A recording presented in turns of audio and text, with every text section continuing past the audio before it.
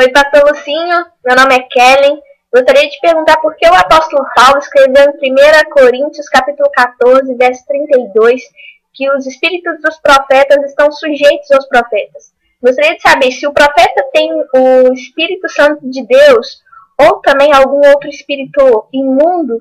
Esses espíritos são sujeitos ao profeta ou quais espíritos são esses que o apóstolo Paulo se refere?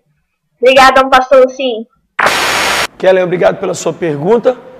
Eu vou ler então o texto para ficar bem claro. 1 Coríntios, capítulo 14, e no verso 32, diz assim: o espírito dos profetas está sujeito aos profetas.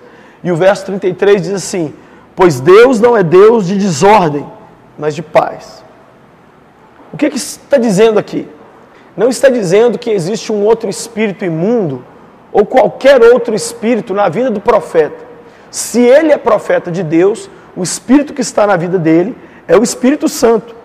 O que o texto está dizendo aqui, Paulo estava falando aqui em 1 Coríntios 14, ele está falando sobre a ordem no culto. Então Paulo estava dizendo assim, gente, culto não pode ser uma baderna, uma confusão, não. Culto tem que ter uma organização. E de repente, então, ele começa a falar de profecias. Eu já fui em igreja onde as pessoas começam a ficar de pé e entregam a palavra profética, e de repente, então Paulo estava dizendo assim, é preciso que haja uma ordem.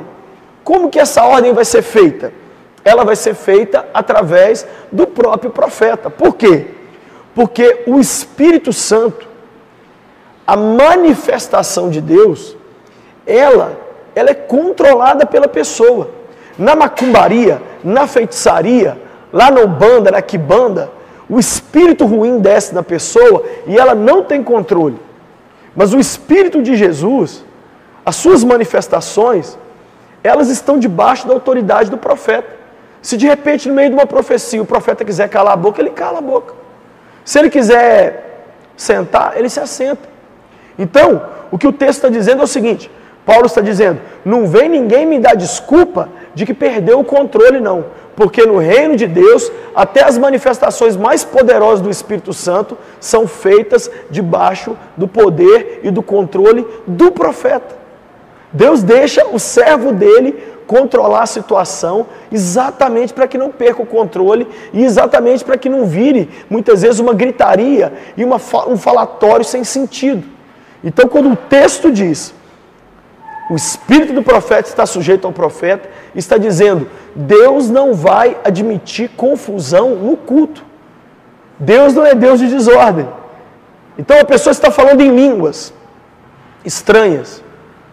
Ela tem o controle de parar. Eu perdi o controle. Não. O Espírito Santo permite o profeta controlar. Por quê? Por causa do culto. Porque imagine, o pastor está pregando e alguém começa a orar em línguas, orar em línguas, orar em línguas, orar em línguas. E aí? É a hora de ouvir a palavra.